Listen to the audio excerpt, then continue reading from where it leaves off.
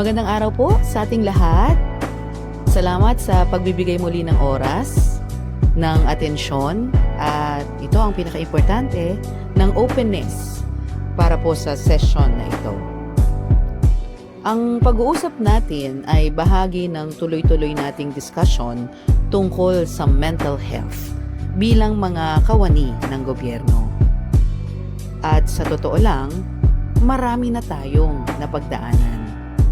Marami na tayong napag-usapan. Napag-usapan na natin ang stress management. Napag-usapan na natin ang tungkol sa burnout. Napag-usapan na rin natin ang depression at anxiety. At napag-usapan na natin ang psychological capital. Yung hope, optimism, resilience, at self-efficacy. So malinaw ito. Hindi tayo nagsisimula sa wala. Sa puntong to, ina-assume ko na alam na ninyo yung basics. Alam na ninyo kung ano ang pakiramdam ng stress. Alam nyo kung ano ang itsura ng burnout. At alam nyo na mahalaga ang mental health. Hindi na kailangang ipaliwanag pa. Kaya ang tanong natin ngayon ay hindi na, importante ba ang mental health? Ang tanong natin ngayon ay mas malalim at medyo hindi komportable. Ang tanong, paano nananatiling mentally healthy ang isang tao habang nagtatrabaho sa loob ng totoong sistema ng gobyerno? Kasi ang trabaho natin ay hindi theoretical. Hindi ito kontrolado. Hindi rin ito predictable. Ang trabaho natin ay nangyayari na may pressure. May limitadong resources. May mata ng publiko at may political at social expectations. At kahit ganon, madalas nating pag-usapan ang resilience na parang personal trait lang. Parang ang dating, kung matibay ka lang sana o kung mas positive ka lang sana at kung mas optimistic ka lang sana. So today, inaanyayahan ko kayo sa bagong paraan ng pagtingin sa mental health resilience. Isang pananaw na hindi tinatanggal ang personal responsibility, pero hindi rin binubura ang realidad ng sistema. Linawin ko to agad. Hindi ito sesyon ng sisihan. Hindi ito reklamo. Hindi ito paninira sa management o sa gobyerno. Ito ay isang reflection session. Dahil ang paglago, personal man o organizational, ay nagsisimula sa pagninilay. At ang matatapang na organisasyon ay hindi natatakot mag-reflect. Simulan natin sa isang simpleng katotohanan. Karamihan sa mga empleyado ng gobyerno ay resilient na. Hindi kayo mahihina. Kung hindi kayo resilient, matagal na kayong sumuko. Hindi nyo kakayanin ang dami ng trabaho, ang bilis ng galaw, ang expectations, ang emotional demand ng public service. Marami sa inyo ay may coping strategies na. Marunong kayong mag-manage ng oras. Nag-a-adjust kayo ng expectations. Nagsasakripisyo kayo ng personal convenience. Pumapasok kayo kahit pagod. tinutuloy ninyo ang trabaho kahit mabigat. Kaya kapag may nagsabi ng kailangan lang talaga maging mas resilient, minsan nakakainis pakinggan. Kasi ang tanong sa loob-loob mo ay, gaano pa ba dapat kalakas? Dito natin kailangang ayusin ang pag-unawa natin sa resilience. Madalas, iniisip natin na ang resilience ay kakayahang magtiis ng magtiis. Pero ang totoo, may hangganan ang pagtitiis. Ilagay natin sa isang mas praktikal na sitwasyon. Isipin ninyo ang isang empleyado na binigyan ng isang additional task. Okay lang. Kaya pa. Tapos, may nadagdag ulit. Medyo mabigat, pero kakayanin. Tapos, may isa na naman. Technically, doable pa rin. Pero ang resilience ay hindi nasusukat sa isang task lang. Nasusukat ito sa naipon na bigat. Sa maraming organizations, hindi naman sinasadya ang overload. Hindi ito planadong pahirapan. Kadalasan, overload ito dahil paunti-unting nadadagdagan ang trabaho. Walang isang task na mukhang abusive. Walang isang utos na mukhang unfair. Pero pagtagal ng panahon, tahimik na lumalagpas ang demand sa kapasidad. At kapag nangyari yon, hindi sasabihin ng empleyado, mabigat ang sistema. Mas madalas, ang sasabihin niya ay, baka hindi lang talaga ako magaling. Baka ako ang may problema. At delikado ang ganitong pag-iisip. Kasi ang structural issue nagiging personal na self-doubt. Humihina ang mental health resilience. Hindi dahil kulang ang scoping skills ng tao, kundi dahil mas mabilis lumalaki ang demand kaysa sa kakayahang mag-recover. Kaya kahit turuan mo ng breathing, turuan mo ng mindfulness, turuan mo ng positive thinking, kung ang environment ay tuloy-tuloy ang pag-drain sa tao, hindi magiging sustainable ang resilience. Hindi ibig sabihin nito na masama ang workplace.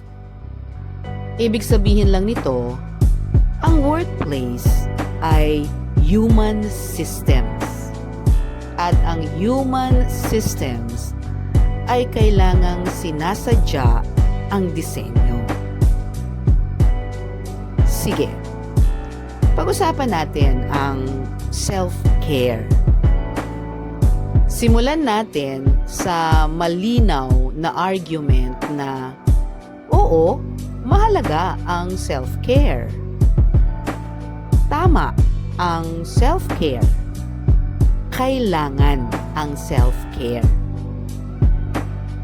Hindi natin to minamaliit. Hindi natin to tinatawanan.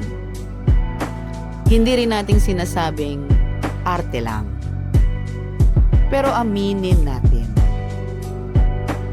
sa konteksto ng government service, hindi ganun kasimple ang self-care. Madalas nating marinig, mag-leave ka muna. Magpahinga ka. Balance lang. At oo, magaganda yan. Doable na mga payo yan.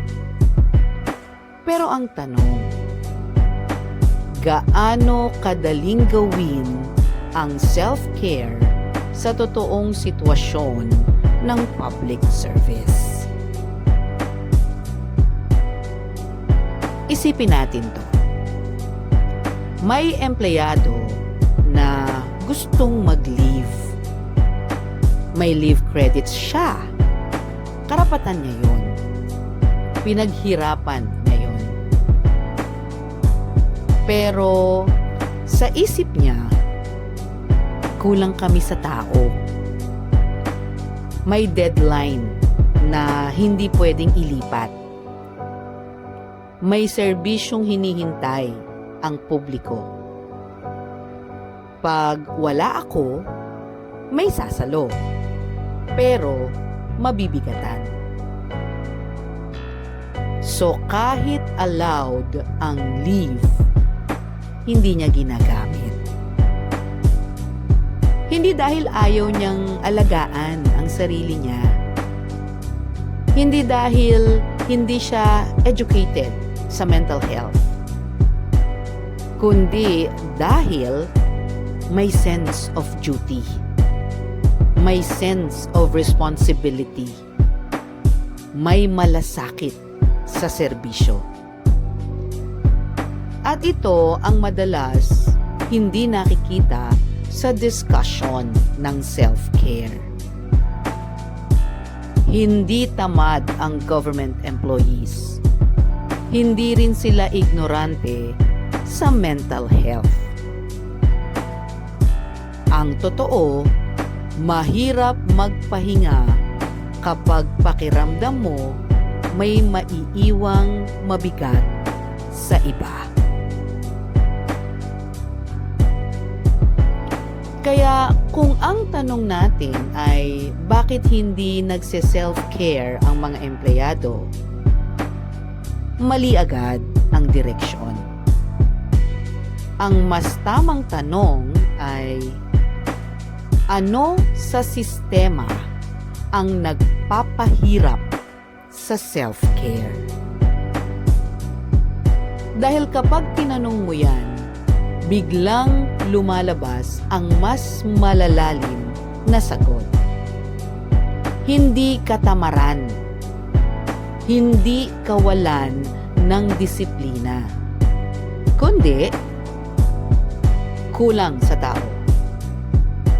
Sabay-sabay na deadlines. Unclear priorities. Kultura ng kaya pa naman. Expectation ng constant availability. At dito nagsisimula ang organizational resilience. May isa pang tahimik na epekto ng ganitong setup. Kapag ang self-care ay pinapayagan pero hindi suportado, nagiging source pa ito ng guilt. May mga empleyado na kapag nag-leave, ang pakiramdam niya ay parang may kasalanan ako. Parang may iniwan akong trabaho. Parang may naaabala. So kahit nagpapahinga ang katawan, hindi nagpapahinga ang isip. At kapag ganito ang nangyayari, hindi tunay na self-care yon. Kaya linawin natin to. Ang pag-a-adjust ng sistema ay hindi pagiging mahina. Hindi ito pagbaba ng standards. Hindi ito excuse para maging pabaya. Ito ay pagiging matalino responsable. Ang matitibay na organization ay hindi yung laging naka-emergency mode, laging naka-hero mode, laging umaasa sa sakripisyo. Ang matibay na organization ay yung marunong magplano para sa pagod. Marunong mag-adjust bago maubos ang tao. Marunong magtanong kung sustainable pa ba. Dito natin papalitan ang lens. Hindi sapat ang usapang self-care lang. Kailangan nating palawakin ito. Mula self-care, papunta sa system care. Anong ibig sabihin ng system care? System care ay malinaw na prioritization ng trabaho. Realistic timelines. Planned rotations sa peak seasons. Backup systems kapag may naka-leave. Malinaw kung ano ang urgent at kung ano ang pwedeng maghintay. Hindi ito luxury at hindi ito bonus. Ito ay pangmatagalang investment. Balikan natin kung bakit tayo nandito. Public service ang trabaho natin. Hindi ito sprint. Ito ay marathon. At sa marathon, hindi nananalo ang mabilis maubos. Nananalo ang marunong mag-pace. Kung ang serbisyo ay laging nakabase sa pagod, darating ang panahon na mauubos ang tao. Mawawala ang kalidad. Tataas ang turnover. Babagsak ang moral. At ang pinakaapektado, ang publiko. Kaya ang usapin ng self-care at system care ay hindi lang mental health issue. Isa itong serbisyo at governance issue. Kung ikaw ay supervisor, manager, o leader na nakikinig ngayon, hindi ka inaasahang maging perfect. Hindi ka inaasahang lutasin lahat agad. Pero inaanyayahan kang maging mapagmasid, maging mapagtanong, maging bukas sa adjustment.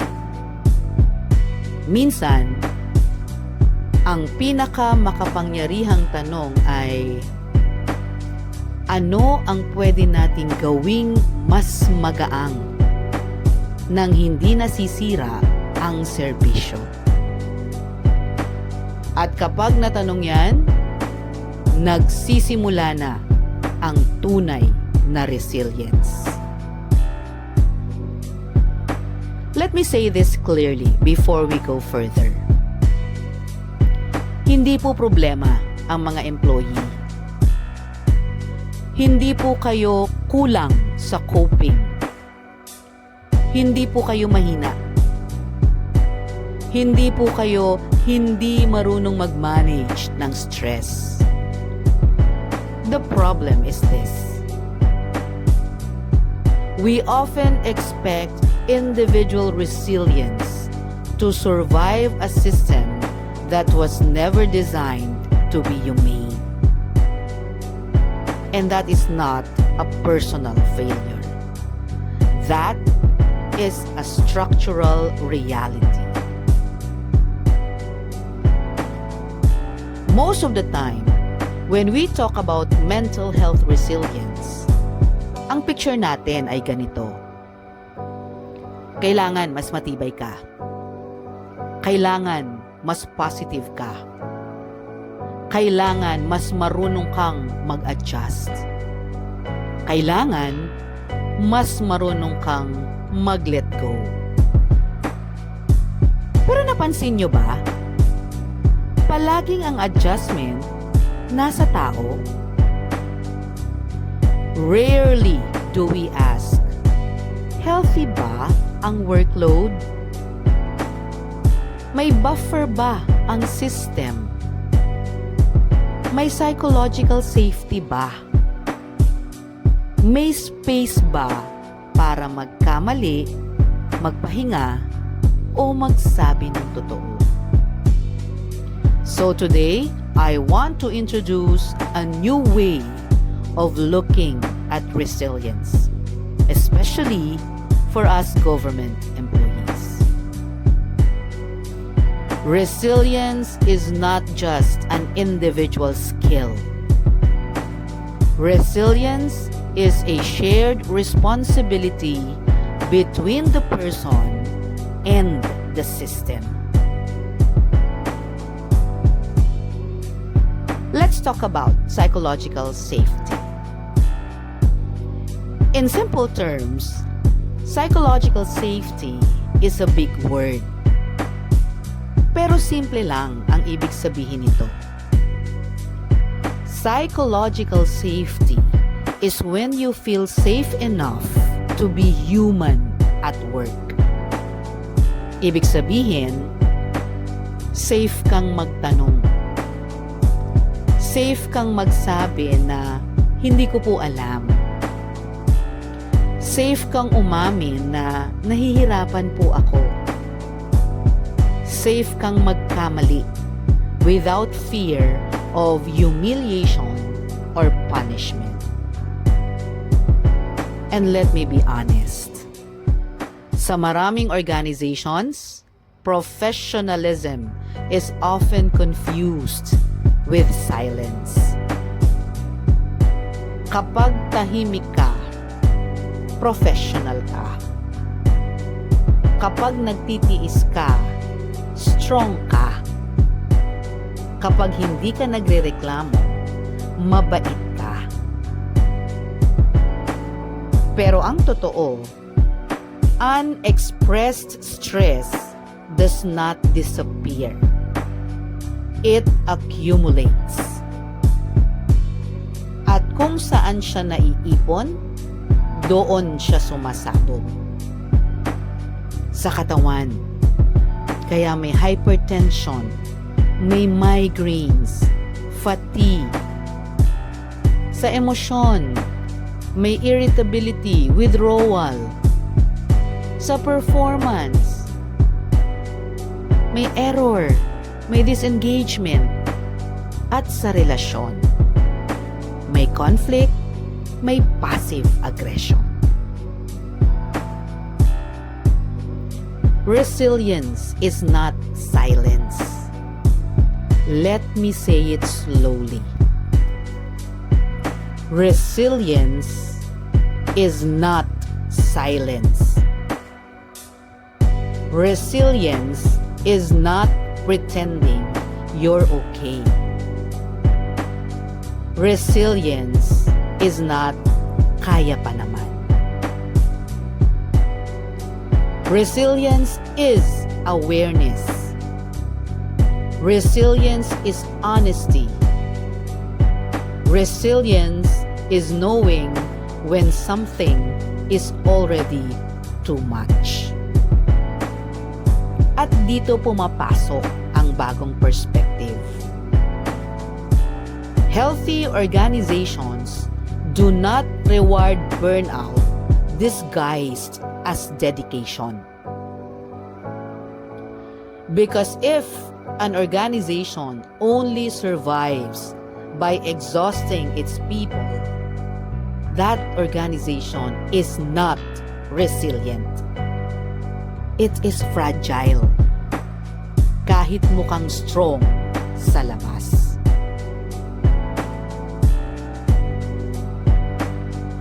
Kagaya ng sinabi ko kanina, ang trabaho natin ay may public demand, may political pressure, may limited resources, may overlapping roles, may urgent requests na biglang darating, may pakisuyo culture,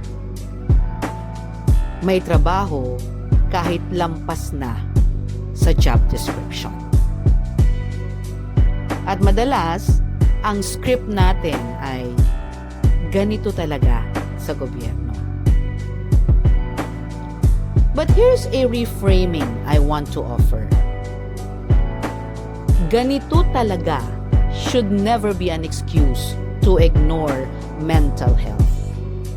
It should be a reason to take it more seriously. Because public service is emotionally demanding work. You deal with people at their worst moments. You absorb frustrations, urgency, and expectations araw-araw. That alone requires resilience. Hindi pa kasama ang internal pressure. From individual coping to collective care. Kaya paano natin babaguhin ang usapan? Instead of asking, how do I become more resilient? We also ask, how do we protect each other? How do we normalize rest? How do we make it safer to speak up? How do leaders model boundaries? Because resilience grows faster in safe environments, not in a fear-based ones. And no, this does not mean being weak. It means being strategic and sustainable. So let me share something important. In many offices, employees don't burn out because of their work. They burn out because of uncertainty, inconsistency, and unspoken expectations. Resilience increases when expectations are clear. Feedback is humane. Mistakes are handled with learning and not shame. And leaders are emotionally regulated. Sabi nga natin, you don't need a perfect system. You need a predictable and respectful one. Mental health resilience is not built in isolation. It is built through how supervisors talk to staff, how colleagues support each other, how mistakes are responded to, how boundaries are respected, and how rest is modeled, not just permitted. Sometimes, resilience starts with one sentence. Salamat sa honesty mo. Let's talk about workload. Pwede nating ayusin to. Hindi ka nag-iisa. Small sentences, big impact. So, let me pause for a moment. Hindi nyo kailangang sumagot. Just reflect. When was the last time you felt psychologically safe at work?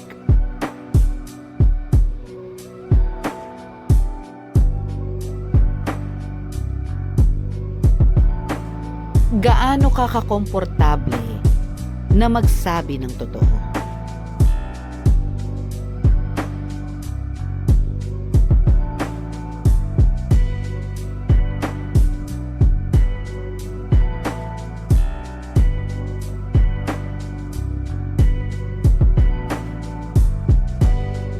Ano ang usually ginagawa mo kapag pagod ka na? Tahimik lang ba?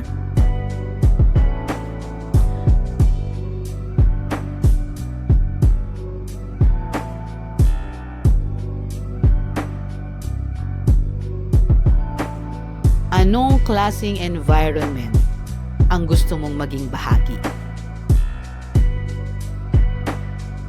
Take a breath. No judgment. Just awareness. Kaya bakit mahalaga itong mga pinag-uusapan natin?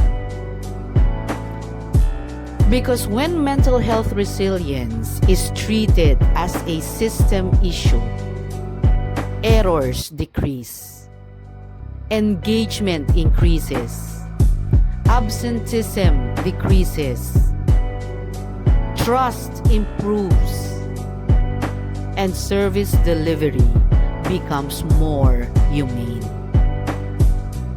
And ultimately, the public benefits when public servants are mentally supported.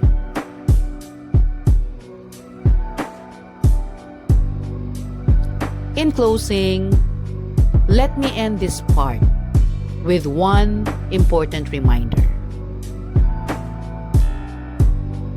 Mental health resilience is not about being unbreakable.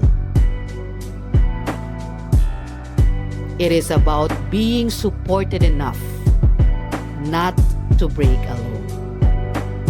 And that